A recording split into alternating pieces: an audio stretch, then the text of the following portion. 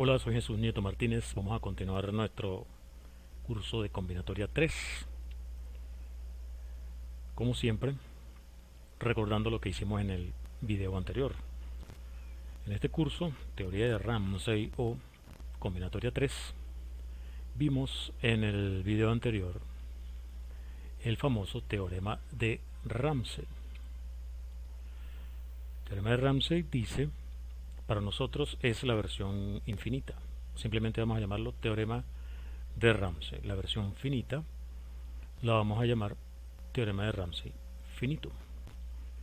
El teorema de Ramsey para nosotros es, si tú tienes un par de números, digamos n y r,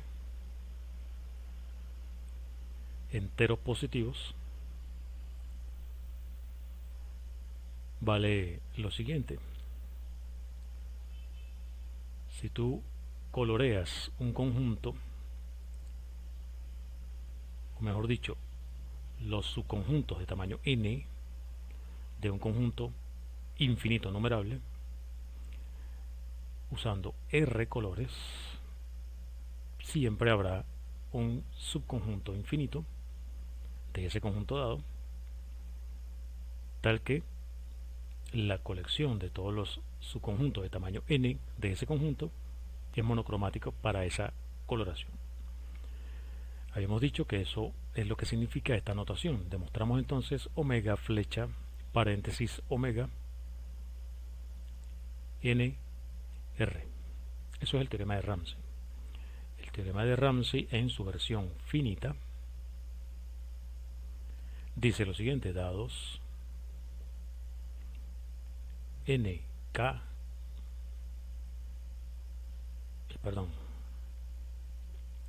dados n y r, existe un número r, n y r por supuesto como antes, ¿no? N y r son enteros positivos. Dado n y r enteros positivos, existe r también entero positivo, tal que vale r flecha, falta un m, dados n, r, m, vale esto de acá, dados n, m y r, enteros positivos, existe un entero positivo r, tal que r flecha paréntesis m, nr, es decir, cualquier conjunto de tamaño r, si tú partes o pintas los subconjuntos de tamaño n de ese conjunto, va a haber un subconjunto de tamaño m que es homogéneo para la coloración. Este es el teorema de Ramsey, este es el teorema de Ramsey en la versión finita, y demostramos en aquella ocasión no solamente el teorema de Ramsey, sino que el teorema de Ramsey implica la versión finita del teorema de Ramsey. Eso fue lo que hicimos en aquella ocasión. Vamos a hablar en este video de un teorema que también tiene ese sabor a Ramsey, teorema de Schur, que es un teorema muy anterior al teorema de Ramsey, y está relacionado con el problema de encontrar o determinar si existen o no soluciones enteras no triviales para una ecuación de esta forma. Dado m, existirán x, y, z enteros tales que esto ocurre. El último teorema de Fermat, ¿no? O sea, están estudiando ese famosísimo problema. Schur dio con un resultado. Y bueno, sabemos lo difícil que es este problema, determinar si hay o no soluciones para una ecuación así, soluciones enteras. Entonces, bueno, para simplificar un poco, ¿será que existen soluciones no triviales de esto ya módulo algún número primo?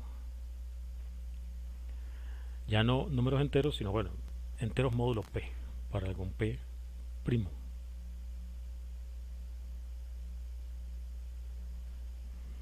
Entonces, estudiando este problema módulo un entero P primo, fue que Schur dio con el resultado que vamos a ver más adelante. Entonces, fíjate en el contexto. Dado un número primo P, define, bueno, y dado M también, ¿no? El M que tenemos acá como exponente en el problema que estamos analizando. Tienes el M fijo y bueno, tienes un número primo P. Define H los elementos de esta forma, x a la m para x en ZP estrella. ZP estrella, recuerda que ZP, cuando P es primo, ZP estrella, el conjunto 1, 2, hasta P-1, es decir, los elementos no nulos de ZP. Esto que está acá es un grupo. Esto es un grupo. Y es muy fácil ver que H definido de esta manera, con este M fijo, H es un subgrupo de ZP estrella. Entonces, bueno, considera las clases laterales acá, módulo H, es decir, A, H, la clase lateral, módulo H del elemento A en ZP estrella. Recuerda que las clases laterales te dan una relación de equivalencia. A y B son equivalentes si están en la misma clase, y esto ya sabes que significa que A a la menos 1 por B está en H, o que B a la menos 1 por A está en H. Es lo mismo porque aquí todo esto es abeliano, así que no hay problema. A y B están en la misma clase si A a la menos 1 por B resulta ser un elemento de H. Entonces tú tienes cuando a cada elemento lo envías a su clase lateral, estás pintando los elementos de un color. Entonces estás definiendo una función del conjunto ZP estrella, ese 1, 2 hasta P-1, en el conjunto de las clases laterales. Fíjate que por la forma como está definido, H, el índice de H en el grupo ZP estrella no puede ser más grande que M. Es decir que mandar un elemento a su clase, esa manera de partir el conjunto, está definiendo una M coloración de ZP estrella. Estás coloreando este conjunto usando M colores. Muy bien.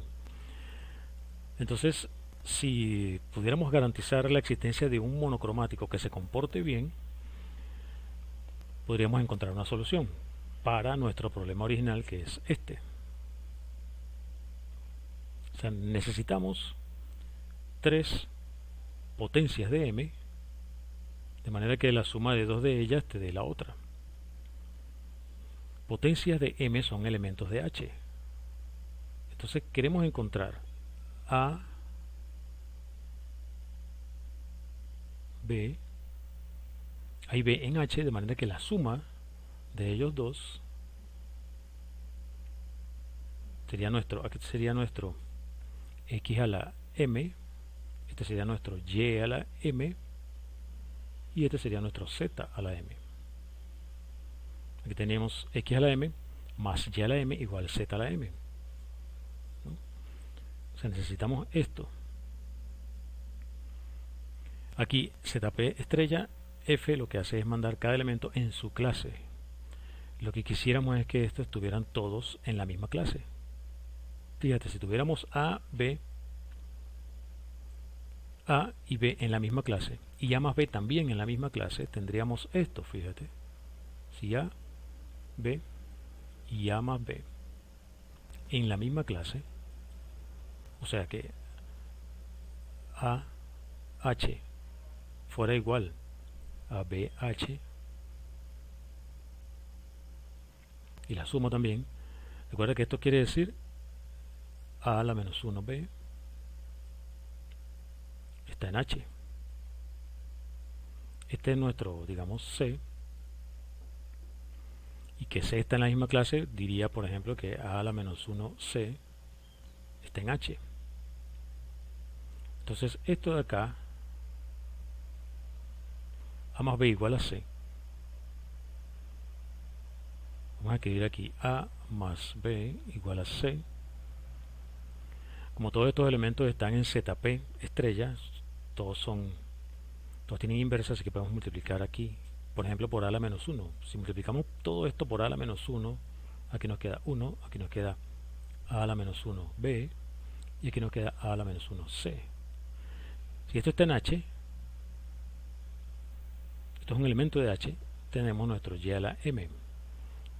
1 evidentemente que es un elemento de H porque es la unidad, así que esto es un X a la M, y A a la menos 1C también es un elemento de H, si lo vemos así, perdón, aquí a la menos C sería entonces nuestro Z a la M. Entonces, ¿qué es lo que necesitamos? Fíjate,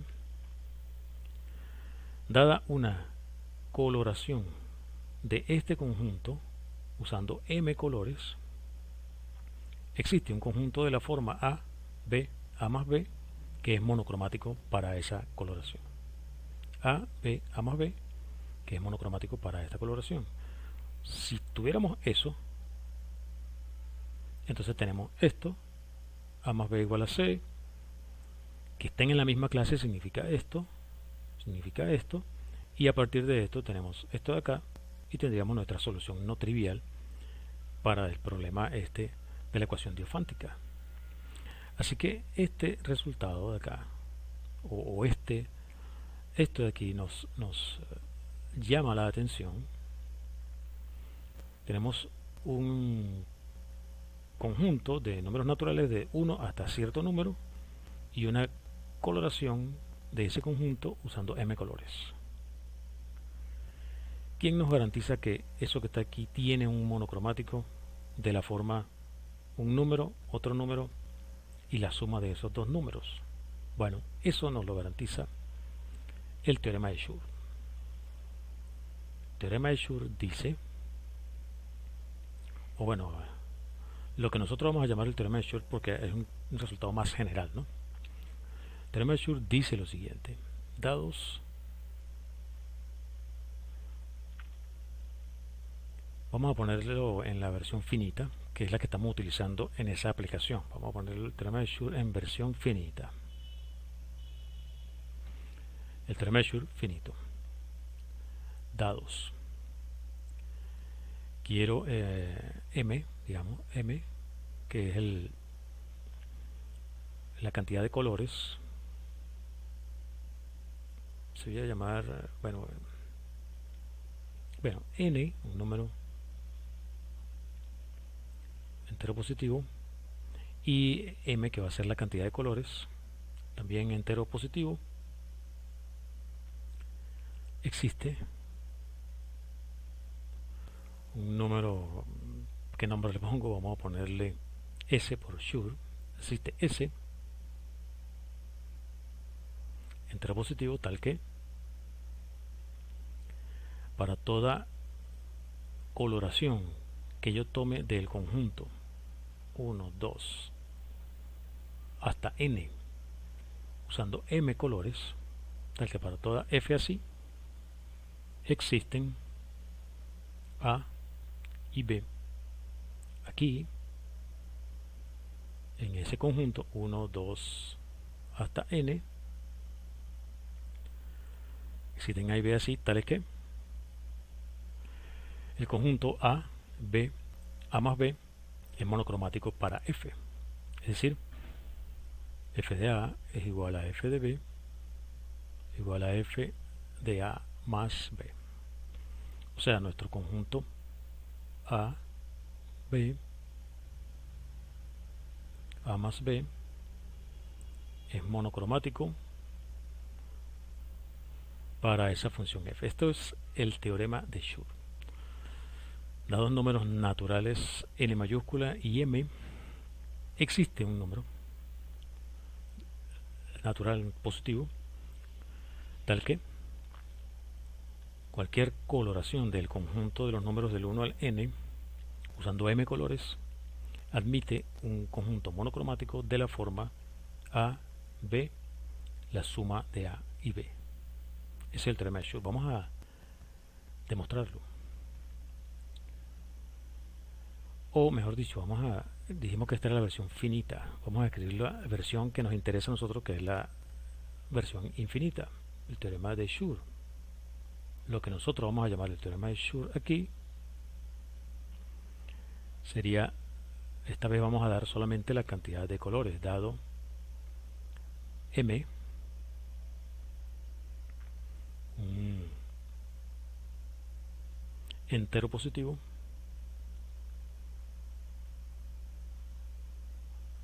cada vez que tú coloreas para cada f una coloración del conjunto de los números enteros positivos usando m colores,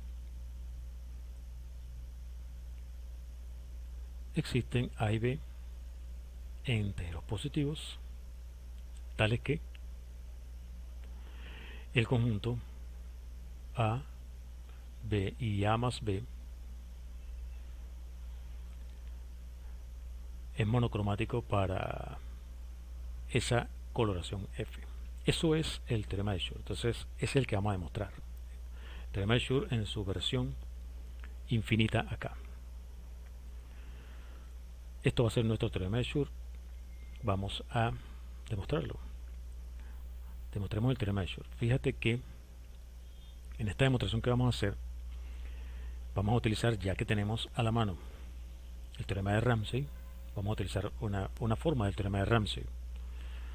A pesar de que históricamente el teorema de Schur vino primero, bueno, ya que nosotros tenemos a la mano el teorema de Ramsey, vamos a usarlo. Vamos a usar el teorema de Ramsey. Y lo vamos a usar para pares, el teorema de Ramsey para pares. O sea que nosotros necesitamos utilizar una coloración de parejas. ¿Cómo hacemos para relacionar una coloración de parejas de números con una coloración de números enteros positivos? Bueno, fíjate que podemos ver los enteros positivos como cualquier entero positivo K, tú puedes verlo como una diferencia, digamos un cierto J menos cierto I, y entonces de una cierta forma vamos a relacionar cada entero acá como una diferencia de enteros para utilizar entonces este par I y J, vincularlo con el número K. Me refiero a la coloración. Una coloración de K va a estar relacionada con una coloración de pares JI. Entonces hay un concepto de tipo de conjunto de números que nos permite hablar en estos términos. Vamos a ponerlo en general. Vamos a utilizar la siguiente definición. Vamos a decir que un conjunto A es un delta conjunto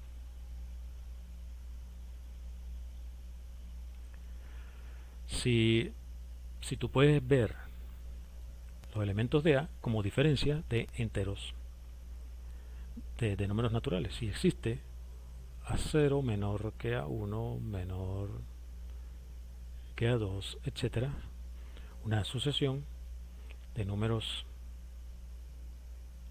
naturales tal que cada elemento de A está en A, si y solo si A es igual a sub j menos A sub i para algún par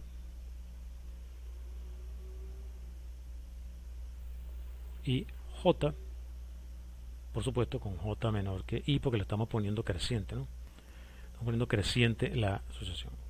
J mayor que i, perdón. Entonces un delta conjunto, un conjunto que está formado por diferencias de enteros que pertenecen a una asociación creciente de números naturales. Ok. Eso es un delta conjunto. Entonces vamos a demostrar que el teorema de Schur vale cuando tú pones aquí un delta conjunto. Y en particular, como n estrella es evidentemente un delta conjunto, tendríamos el resultado. Vamos a demostrar entonces el teorema de Schur. En lugar de colocar aquí simplemente n estrella, tú colocas un delta conjunto cualquiera acá. Si demostramos que esto vale para un delta conjunto, entonces en particular vale para n estrella, ya que n estrella es obviamente un delta conjunto. Bien, vamos a demostrar entonces el teorema de Schur para delta conjuntos. Significa que nuestro punto de partida es una coloración de D en M, donde D es un delta conjunto. O sea, cada elemento X de D, ese elemento es de la forma A sub J menos A sub I, J mayor que I, y tenemos A sub 0 menor que A sub 1, menor, etcétera, que A sub N menor, etcétera. Entonces hay una sucesión creciente de números naturales, tales que las diferencias, que los elementos de D son diferencias de estos números, ¿no? Esta es nuestra hipótesis. Tenemos entonces nuestra partición y con esa partición vamos a construir una partición. A partir de esta vamos a definir una partición G. ¿De qué cosa? Bueno, de n, usando m colores, de los pares de números naturales que van a ser los índices de estos que están acá. Fíjate, vamos a definir G de los pares de esa forma: G de un par y J, la costumbre al escribir conjuntos cuyos elementos son números naturales es escribirlo de forma creciente. Cuando escribimos así, estamos suponiendo de una vez, para ponernos de acuerdo de aquí en adelante, que I es menor que J. O sea, aquí I es menor que J.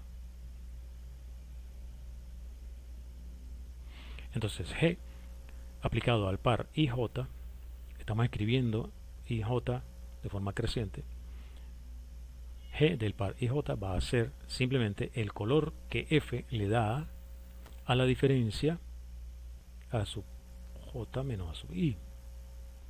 Recuerda que los elementos de D son diferencias de estos elementos, así que F de A sub J menos A sub I. El color que le asigna esto a esto me da. Entonces con esta coloración defino una M coloración y a esta le aplico el teorema de Ramsey. ¿Qué dice el teorema de Ramsey? El teorema de Ramsey me da un H contenido en N infinito y que es monocromático para esta coloración G. Monocromático para G. Eso es H. Muy bien. Como es monocromático para H, puedes elegir, ese conjunto es infinito, así que tú puedes elegir, vamos a elegir N, o como los nombres que teníamos allá, sí, N, M no, porque N, K y T, agarra N, K y T en H, y vamos a suponer que N es menor que K y K es menor que T, con N menor que K y K menor que T. ¿Ok? Entonces todos ellos tienen el mismo color, perdón, ¿Qué pasa si hacemos k menos n, perdón, a sub k menos a sub n, a sub t menos a sub k y a sub t menos a sub n? Vamos a, fíjate que a, ya se me olvidó, k es el del medio, ¿no? Ok, a sub k menos a sub n, esto tiene el mismo color que, perdón, que a sub t menos a sub k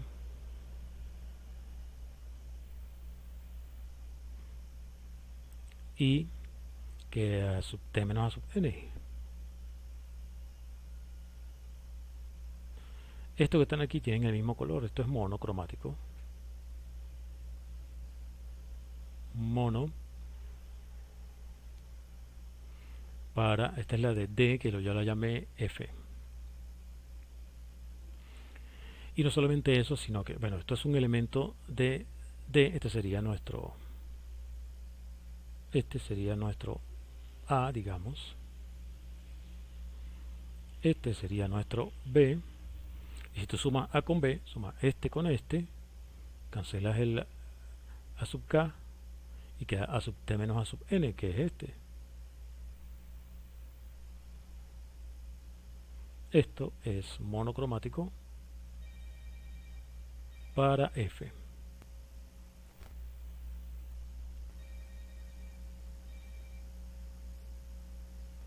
Perdón, sonó el teléfono, pero ya vamos a terminar, no te preocupes. Esto es monocromático para F. Eso demuestra entonces nuestro teorema de Schur.